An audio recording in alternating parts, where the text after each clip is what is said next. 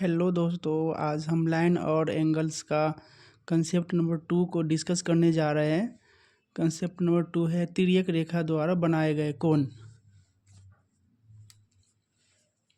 ये एक तिर्यक रेखा है। जब एक रेखा दो समानांतर रेखाओं को काटती है तो वो तिर्यक रेखा कहलाती है। EF है तिर्यक रेखा। तिर्यक रेखा से कुछ कोण बनते हैं जिसका डिस्कशन हम कर रहे हैं। पहला नंबर है शीर्षाभिमुख कोण बनते हैं।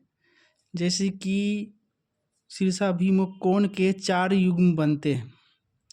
पहला युग्म कोण नंबर 2 और 4, दूसरा 1 और 3, तीसरा 4, तीसरा नंबर पे है 5 और 7, चौथा नंबर पे है 6 और 8। ये जो 4 कोण के युग्म है वो शीर्षाभिमुख कोण कहलाते हैं। संगत कोण हो गए इसमें 2 और 6, 1 और 5, 3 और 7, 4 और 8। बाह्य एकांतर कोण का मतलब हुआ जो बाहर बन रहे हैं। जैसे कि इसमें है 2 और 8, 1 और 7। अंतः एकांतर कोण जो अंदर की तरफ बनते हैं, जैसे कि 3 और 5, 4 और 6। क्रमागत अंतःकोण जो होते हैं जो क्रमागत क्रम में रहते हैं। जैसे कि 3 है और ये 6 है, ये क्रमागत अंतःकोण है, अंदर बना गया है लगातार में। 3 और 6 हो गए और 4 और 5 हो गए। 2 क्रमागत कोण का योग हमेशा 180 डिग्री होता है। इस पे हम कुछ क्वेश्चन देख लेते हैं।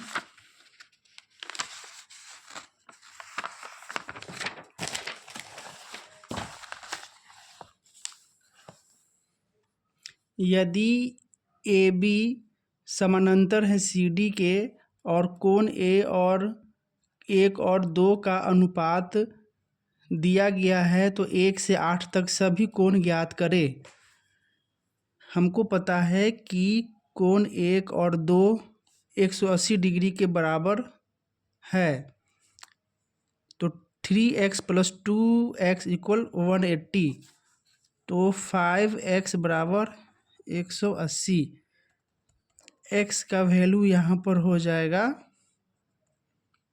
इतना, यानी कि 36 डिग्री। 36 डिग्री x की वैल्यू हो जाएगा, तो 3x की वैल्यू हो जाएगा हमारे पास 3x की वैल्यू आएगा 3x की वैल्यू आ जाएगा 108 और 2x की वैल्यू आ जाएगा हमारे पास 72 डिग्री। तो कोण 1 का वैल्यू हो गया 108, कोण 2 की वैल्यू हो गया 72। अगर कोण 1 की वैल्यू 108 है तो कोण 3 का भी वैल्यू 108 ही होगा। अगर कोण 1 की वैल्यू 108 है तो कोण 5 का वैल्यू भी 108 होगा और कोण 7 का भी वैल्यू 108 होगा। कोण 2 की वैल्यू 72 है तो कोण 4 की भी वैल्यू 72 होगा और कोण 6 की भी वैल्यू 72 होगा और कोण 8 की भी वैल्यू 72 होगा। नेक्स्ट कंसेप्ट देखते हैं।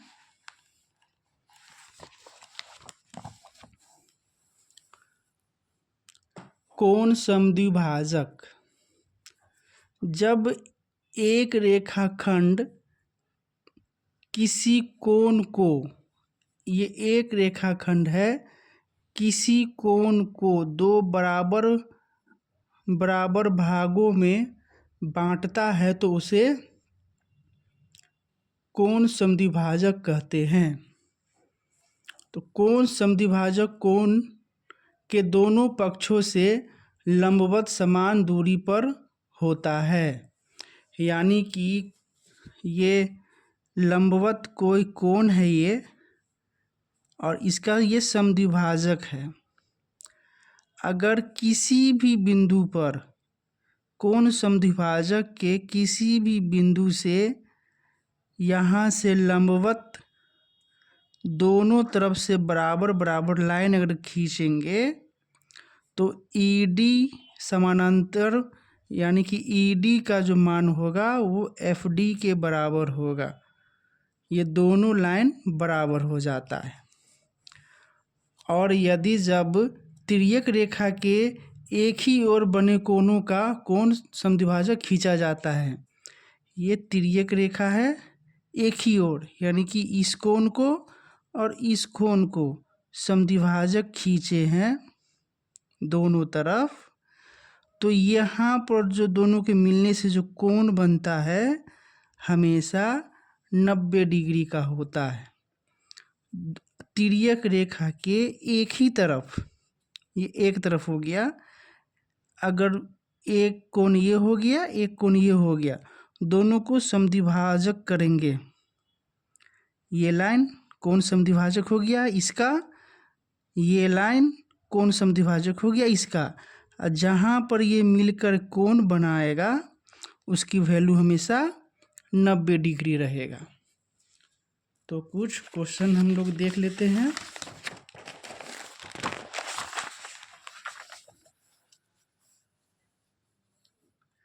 दी गई आकृति में कोण P का मान ज्ञात कीजिए यदि PQ और PR क्रमशः QR के कोण समद्विभाजक है।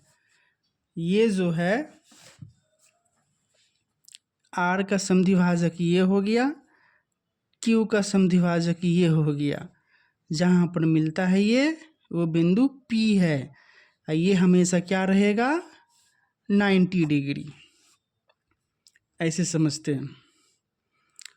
कोण Q प्लस कोण R की वैल्यू हमेशा 180 डिग्री होगा, ठीक है। समद्विभाजक मतलब अगर होता है तो ये कोण की वैल्यू और इस कोण के वैल्यू का योग 180 का आधा हो जाएगा, यानी कि 90 हो गया। अब 90 हो गया, ये दोनों कोणों का मान यानी कि क्यू आर कोण QRP प्लस कोण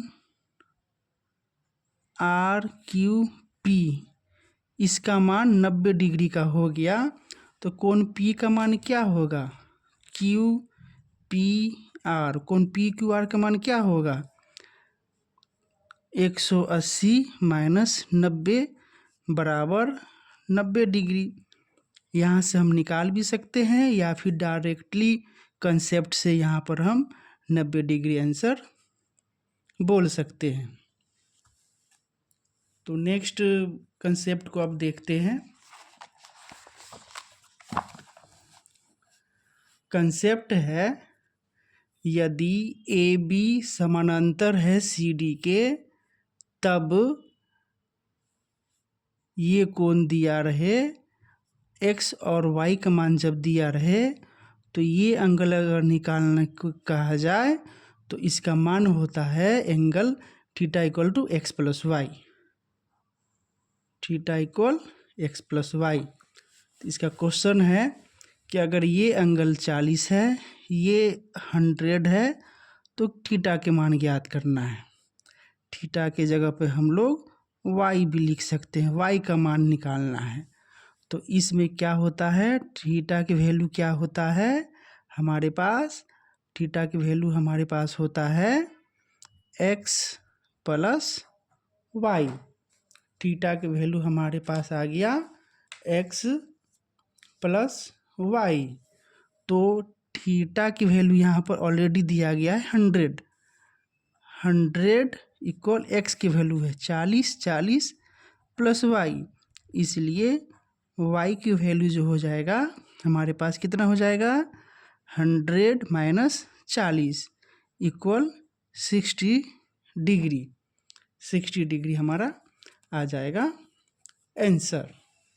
इस तरीके से 60 डिग्री हमारा आ जाएगा आंसर। क्यू की वैल्यू फार्मूला के हिसाब से x प्लस वाई, 100 है, क्यू की वैल्यू ऑलरेडी दिया गया है, तो 100 इक्वल x की वैल्यू है 40 प्लस y, यहाँ से y की वैल्यू 60 निकल गया। नेक्स्ट कंसेप्ट को देख लेते हैं हम, कंसेप्ट नंबर 5। यदि ए बी सी डी समानांतर है तब ये एंगल का मान फाइंड करना अगर होगा, उसका फॉर्मूला होता है ये 360 माइनस एक्स प्लस वाई। 360 में से ये दोनों के मान को जोड़ के घटाया जाता है। एक क्वेश्चन है कि यहाँ पे x की वैल्यू है, यहाँ पर y की वैल्यू है, तो एंगल को फाइंड करना है। तो एंगल क्या होता है, 360 में से x प्लस वाई को घटाया जाता है। तो 360 में से x कितना है हमारे पास 50, y कितना है 40, तो 360 में से 90 को घटाएंगे तो 270, ये हमारा आंसर आएगा। इस तरीके से हम लोगों ने कंसेप्ट नंबर 5 तक देख लिया है। अगर वीडियो अच्छा लगे तो लाइक एंड शेयर कीजिए। Thank you.